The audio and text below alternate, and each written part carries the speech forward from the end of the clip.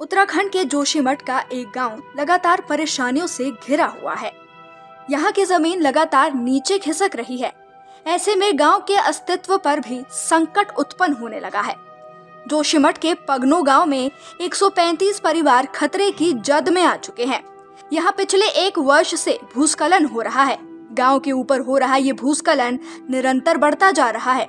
बीते साल बरसात के मौसम में ये भूस्खलन शुरू हुआ था। इसको एक साल भी हो चुका है, लेकिन समस्या का समाधान ही नहीं निकल पा रहा। जगह जगह दरारें देखने को मिल रही है। जुलाई 2023 में बरसात शुरू होने के साथ ही यहाँ भूस्खलन भी शुरू हो गया था और लगभग 40 से अधिक परिवारों के भवन इस भूस्खलन की जद में आए थे। पगनो गांव के लोग इसके बाद से ही सुरक्षित हिस्से में विस्थापन की मांग कर रहे हैं। साल भर बीत जाने के बाद भी विस्थापन नहीं हो सका।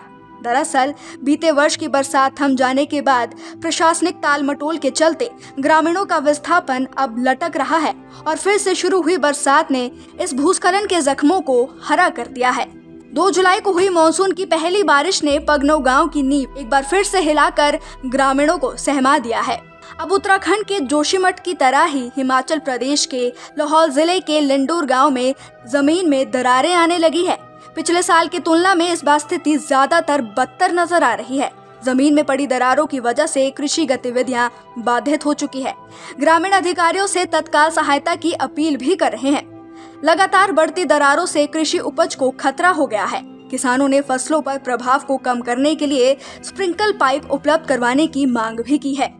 आपको बता दें कि पिछले साल भी लिंडूर गांव में 16 में से 9 घरों में जमीन धंसने से दरारें आ चुकी थी। इस बार भी लोग खतरे के साए में जीने को मजबूर हैं। पिछले लगभग 4 सालों से लाहौल स्पीति जिले में भारी बारिश और प्राकृतिक आपदाओं की घटनाएं ज्यादा देखने को मिली। ग्रामीण भू धसाव को जलवायु परिवर्तन से भी जोड़कर अब देखने लगे हैं। हिमाचल में भारी बारिश का सिलसिला जारी है। भारी बारिश की वजह से लैंडस्लाइड की घटनाएं भी अब सामने आने लगी है। इससे सड़कों पर आवागमन भी ठप हो चुका है। शिमला और सिरमौर के कुछ क्षेत्रों में फ्लैश फ्लड का अलर्ट भी जारी कर दिया गया है। वहीं लोगों को एहतियात बरतने की चेतावनी भी दी गई है।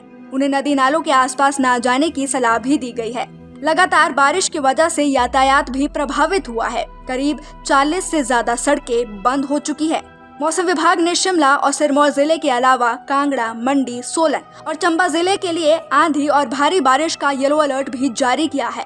पिछले 24 घंटे में हिमाचल के धर्मशाला में सबसे ज्यादा 214 मिलीमीटर बारिश दर्ज की गई है और इससे अब प्रदेश के लोगों को एहतियात बरतने की जरूरत होगी। नदी नालों के पास जाने से बचना होगा। आवश्यक हो तभी भारी बारिश में घरों से बाहर निकले और पिछले साल की तबाही से कुछ सबक जरूर ले। Nation speaks bureau report.